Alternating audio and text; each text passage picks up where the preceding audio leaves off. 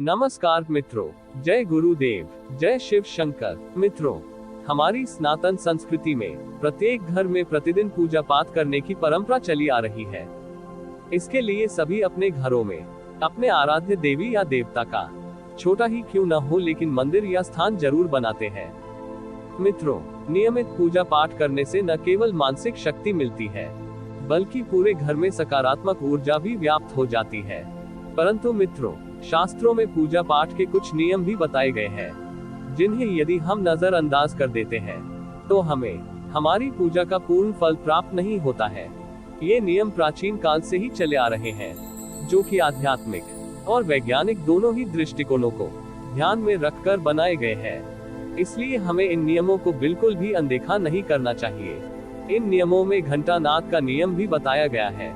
मित्रों, मंदिरों में प्रवेश करते समय घंटा बजाना जितना जरूरी होता है उतना ही जरूरी होता है घर में पूजा पाठ करते समय घंटी का बजाना। लेकिन शास्त्रों में इसके भी कुछ नियम बताए गए हैं। ये हमारे लिए कितने महत्वपूर्ण है। आगमनार्थ तु देवाना, गमनार्थ तु रक्षसाम, कुरु घंटे वर नादम, देवतास्थान निधो। अर्थात घंटी बजाने से देवताओं का आगमन और राक्षसों का गमन होता है, और जो घंटा या घंटी हमारी रक्षा करती है उसे हमारा नमन है। तो चलिए मित्रों, इस वीडियो के माध्यम से जानते हैं कि पूजा करते समय हम जो घंटी बजाते हैं उसका हमारी पूजा पाठ करते समय कितना महत्व है। साथ ही पूजा करते वक्त घंटी बजाने के क्या नियम है और पूजा के वक्त घंटी बजाते समय होने वाली गलतियां कौन सी है जो हमें भूलकर भी नहीं करनी चाहिए। मित्रों, क्या कभी आपने अपने पूजा घर में रखी हुई घंटी को ध्यान से देखा है? अधिकांश लोग इस पर ध्यान ही नहीं देते।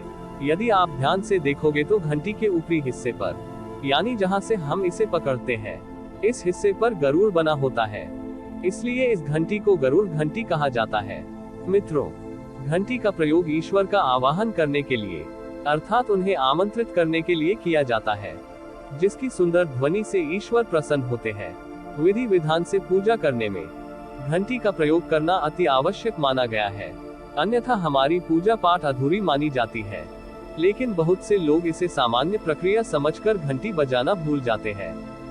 मित्रों, आइए जानते हैं घंटी बजाने के कुछ नियमों के बारे में। पहला नियम। मित्रों, शास्त्रों के अनुसार घंटी की आवाज में ओम स्वर का आभास होता है। घंटी को ईश्वर की आवाज मानते हुए पूजा में स्थान दिया गया है, इसलिए घंटी का कभी भी अपमान नहीं करना चाहिए। दूसरा नियम। मित्रों, घंटी को प्रणाम किए बिना कभी नहीं बजाना चाहिए। घंटी को अपने आराध्य की तरह प्रणाम करने के बाद ही बजाना चाहिए।